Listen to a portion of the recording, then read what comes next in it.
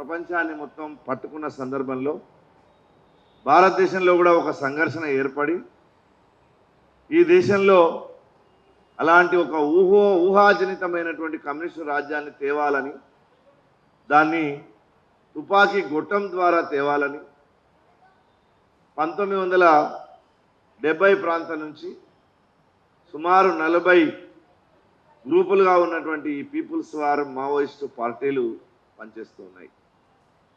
దాంట్లో ఈ తెలుగు ప్రాంతాల్లో చారు మజుందారు, కాను సన్యాల్ లాంటి వాళ్ళను ఆధారం చేసుకొని ఇక్కడ చంద్ర పుల్లారెడ్డి కావచ్చు, తరిమేల నాగిరెడ్డి కావచ్చు, ఆ తర్వాత వచ్చినటువంటి అనేక మంది అనేక దళాలను ఏర్పాటు చేశారు. విచిత్రం ఏమిటంటే ఈరోజు మనం దళిత సోదరి రాధ యొక్క హత్యకు వ్యతిరేకంగా మనం కూర్చొని ఉన్నాము. ఇలాంటి హత్యలు 70 ఏళ్ల నుంచి చాలామందిని చేస్తూనే ఉన్నారు. అందుకే మన కులాలను ఓ కవి వర్ణిస్తూ అన్నాడు, మీ కాళ్ళ కింద చెప్పులం, మీ నెత్తి మీద గొడుగులం, నువ్వు ఉసుకో ఉసుకో ఉసుకో అంటే ఉరికే వేట కుక్కలం అని అన్నాడు. ఈ కింది కులాలన్నింటినీ కూడా వేట కుక్కలుగా మలిచి వాళ్ళు మాత్రం ఈ ప్రాంతాల్లో ఉండేటటువంటి అన్ని విశ్వవిద్యాలయాల్లో తిష్ట వేసుకోవడం, అన్ని పత్రికల్లో సంపాదకులుగా తిష్ట వేసుకోవడం, అన్ని రాజకీయ పార్టీలలో ప్రధానమైనటువంటి పాత్రలు పోషిస్తూ దళిత కులాలను, బహుజన కులాలను వంచిస్తూ వస్తున్నటువంటి వైనం మనం చూస్తూ ఉన్నాం. అందులో భాగంగానే దీనికి మావోయిస్టులు కూడా ఏం అతిథులు కారన్నట్టుగా ఒకప్పుడు పాటలు పాడుకునేవారు. ఎవరో ఈ బిడ్డలు అడవి మల్లె పువ్వులు, వాళ్ళ చేతుల్లో ఎర్రాని జెండలు, వాళ్ళ నడుముల తూటాల దండలు అని పాడుకునేవాళ్ళు. వాళ్ళ నడుముల్లో తూటాల దండలు కావు, దళిత బహుజనుల గుండెల్లో తూటాలు మీరు దించుతున్నారు. ఇవాళ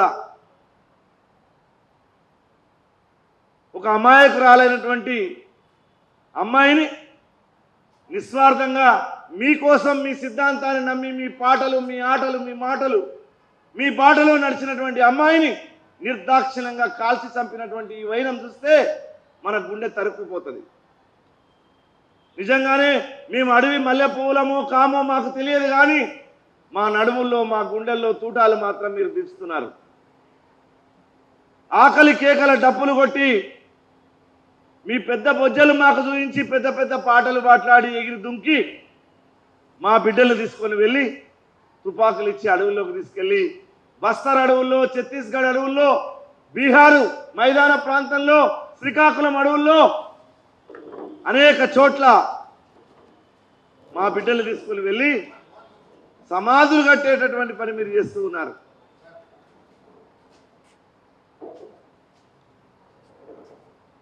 పెద్దలు డాక్టర్ వంశతిలక్ గారు వచ్చారు. దళిత బిడ్డలకు సమాధి కట్టేటటువంటి పని మీరు చేస్తున్నారు. దాన్ని వాళ్ళు జస్టిఫై చేయడానికి ఏమంటున్నారు? ఆమె దళితురాలు కాదు, మా మావోయిస్టులో కలిసిందంటే చాలు ఆమె దళితత్వం పోయింది అంటున్నారు.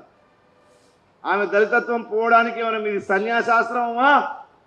మీకు విరజా హోమం చేసి, మీ యజ్ఞోపవీతం తెంపేసి, మీకే పిండం పెట్టేసి, ఇంకా ఈ రోజు నుంచి ఈ మనిషి చచ్చిపోయాడు, ఈయన కొత్త పేరు పెడుతున్నామని అట్లా ఏమైనా పేరు పెట్టారా మీరు?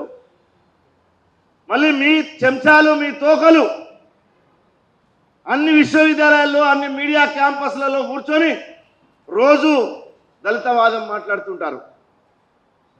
మీరు సమాజంలో ఉండేటటువంటి అన్ని వర్గాలను రెచ్చగొడుతూ ఉంటారు. మరి ఇక్కడ రాధ విషయంలోకి వచ్చేసరికట ఆమె మావోయిస్టుగా ఒకసారి మారిపోయిందంటే ఆమె కులం లేదట. ఎంత దుర్మార్గమైనటువంటి వ్యాఖ్యానం చేస్తూ ఉంటే ఈ తెలుగునాట అడ్డమైన వాటికి సంపాదకీయాలు రాసే ఒక సంపాదకుడు ఒక సంపాదకీయం రాయడు. ప్రతి పనికిరానటువంటి విషయాన్ని ఎవడో ప్రైవేట్గా భార్యాభర్తలు ఇద్దరు విడిపోతారని ఎవడో జ్యోతిష్యుడు మాట్లాడితే దాని మీద గంటలు ఛానల్ నడిపించే మీరు ఒక దళిత యువతి ప్రాణం నిర్దాక్షిణ్యంగా చేసి గొంతు కోసి చంపేస్తే ఒక్క టీవీ ఛానల్ మాట్లాడేది తెలుగు రాష్ట్రంలో. ఒక అర్బన్ నక్సల్స్గా మీరు మారిపోయి విశ్వవిద్యాలయాల పీఠాలను ఆక్రమించారు, మీడియాను మొత్తం ఆక్రమించారు. ఎన్నెన్నో చోట్ల విదేశాల్లో అవార్డులు తీసుకుంటున్నారు, వేరు వేరు దేశాల్లో సెమినార్లకు వెళ్తున్నారు. కానీ మన భద్రాచలం అడవుల్లో ఒక అమ్మాయి చనిపోతే ఆ అమ్మాయి గురించి మాట్లాడడానికి మీకు నోరు రాలేదు. మళ్ళీ ప్రశ్న ఏమేస్తున్నారు, మీ పోలీసు వాళ్ళ చేతుల్లో మిలిటరీ చేతుల్లో ఆయుధాలు లేవా? అవును, మా పోలీసు వాళ్లకు మా మిలిటరీ వాళ్లకు ఆయుధాలు ఇచ్చినటువంటి వాడు డాక్టర్ బాబాసాహెబ్ అంబేద్కర్. ఇవాళ నేను సూటిగా ప్రశ్నిస్తున్నాను, మీకు మార్క్స్ కావాలన్నా, మావో కావాలన్నా, స్టాలిన్ కావాలన్నా, డాక్టర్ బాబాసాహెబ్ అంబేద్కర్ కావాలన్నా తెలుసుకోవాల్సినటువంటి అవసరం ఉంది. అసలు మీ కల్చరే అది. రష్యాను పరిపాలించినటువంటి స్టాలిన్, జోసెఫ్ స్టాలిన్, ట్రాట్స్కీ అనేటటువంటి ఒక పెద్ద మేధావిని తన వెంబడి పెట్టుకొని అధికారంలోకి వచ్చిన తర్వాత వేటాడి వేటాడి వేటాడి వెంటాడి మెక్సికో దేశంలో దాక్కుంటే మెక్సికోకు వెళ్ళి తలకు తీసేశారు. మీరు మీ మావో టియాన్మెన్ స్క్వేర్లో వేల మంది యువకులను ట్యాంకులు తొక్కించి చంపించేశాడు. అందరూ అంటారు ప్రపంచంలో హిట్లర్ నియంత, హిట్లర్ నాజీ నియంత అని హిట్లర్ను బద్నాం చేస్తారు. నిజంగా చెప్పాలంటే హిట్లర్ కన్నా దుర్మార్గుడు స్టాలిన్, హిట్లర్ కన్నా దుర్మార్గుడు మావో సేతున్. వాళ్ళిద్దరి బాటలో నడిచేటటువంటి మీరు ఇవాళ దేశంలో ఇలాంటి అల్లకలోలు సృష్టించడానికేమో మీరు కులాలను ఉపయోగించుకుంటారు. ఇక్కడ ఒక అమ్మాయి హత్య జరిగింది, ఒక యువతిని దారుణంగా హత్య చేసి చంపారు అంటేనేమో ఇక్కడ కులం వర్తించదంటారా? ఇట్లాంటి దారుణమైనటువంటి వ్యాఖ్యానాలు చేసుకుంటూనే ఒకనాడు హిట్లరు బూట్లు నాకే కుక్క అని నేతాజీ సుభాష్ చంద్రబోస్ను అవమానించారు, మహాత్మా గాంధీని అవమానించారు, స్వామి వివేకానందను అవమానించారు. ఈ దేశ స్వాతంత్రంలో మీరు పాల్గొనమని చెప్పేసి బ్రిటిష్ వాళ్ళకు లోపాయికారి మద్దతు చేశారు. అక్కడ చైనా లేలే రష్యా, గార్జించి రష్యా, గండ్రించి రష్యా, లేలే చైనా అని పాటలు రాశారు ఈ తెలుగు నేల మీదనే. మీరు చైనా తొత్తులుగా, రష్యా తొత్తులుగా ఇక్కడ ఉన్నారు. ఉండి ఇక్కడ ఉన్నటువంటి దళితులను, బీసీలను, ఆదివాసీలను వాళ్ళ చేతులకు తుపాకులు ఇచ్చి మీరు అడవుల్లో చస్తూ ఉంటే వాళ్ళు వేల మంది లెక్క తీయండి. వాళ్ళ మీరు ఈ 48 ఏళ్ల ఉద్యమంలో చచ్చినటువంటి వాళ్ళు ఎవరో లెక్క తీయండి. ఎంతమంది ఆదివాసీలు చచ్చిపోయారు, ఎంతమంది దళిత బిడ్డలు ప్రాణాలు వదిలిపెట్టారు, ఎంతమంది బహుజన బిడ్డలు ప్రాణాలు వదిలిపెట్టారు. మీరు విశ్వవిద్యాలయంలో కూర్చొని మీరు మేధో మదనం చేసేటటువంటి దుర్మార్గులు మీరెంతమంది చచ్చిపోయారు చెప్పండి. చస్తున్నటువంటి వాళ్ళు పిట్టల్లాగా రాలిపోతున్నారు, ఈ కులాల నుంచి రాలిపోతున్నారు. ఇప్పటికైనా కమ్యూనిస్టుల యొక్క చారిత్రక తప్పిదాలు తీస్తే ఒక చాతాడు, కొండవీటి చాతాడు అంత ఉంటుందని చెప్తుంటారు. వాళ్ళు చేసినటువంటి చారిత్రక తప్పిదాలే మావోయిస్టులు ఇటీవల చేస్తూ ఉన్నారు. స్వామి లక్ష్మణానందను ఒరిస్సాలో కందమాల అడవుల్లో ఘోరమైనటువంటి హత్య చేశారు. ఇక్కడ రాజ్య నాయక్ అనేటటువంటి ఒక గిరిజన నేతను ఒక శుభకార్యంలో దేవాలయంలో దర్శనానికి వెళ్తే పట్టపగల హత్య చేశారు. మీరు ఇంతమందిని పొట్టలు పెట్టుకొని ఇంత పెద్ద మిలిటరీ ముందు మీరు ఈ ప్రపంచాన్ని జయిస్తాం, ఈ దేశాన్ని జయిస్తామని అనుకుంటున్నారేమో. కనీసం ఈ రాధను, ఈ అమ్మాయిని చంపినందుకు ఒక్కసారైనా మీరు పశ్చాత్తాప పడితే, ఒకవేళ మీరు పూజించే, మీరు గొప్పగా లాల్ సలాములు చెప్పేటటువంటి ఆ మావో ఒకవేళ ఏమైనా లోకాల్లో ఉంటే కనీసం అక్కడి నుంచి అన్న మిమ్మల్ని చూసారే మీకు బుద్ధి వచ్చిందిరా అని అనుకుంటాడు. కాబట్టి మీరు చేయాల్సినటువంటి పని ఏంటంటే ఆ దళిత యువతిని చంపినందుకు కనీసం పశ్చాత్తాపం వ్యక్తం చేయండి. ఇక్కడ ఉన్నటువంటి కళాలు గలాలు ఒకసారి అమ్మాయి గురించి మాట్లాడండి.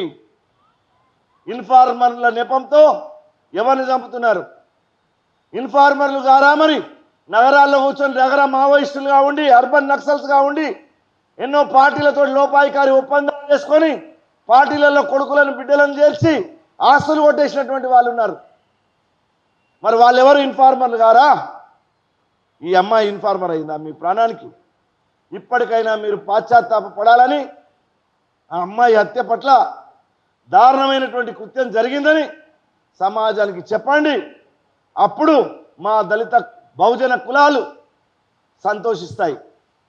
అలాంటి ఒక చిన్న ప్రయత్నమే ఈ వేదిక ద్వారా జరిగిందని ఆశిస్తూ నాకు ఈ అవకాశం ఇచ్చిన మీకు ధన్యవాదాలు. నమస్కారం.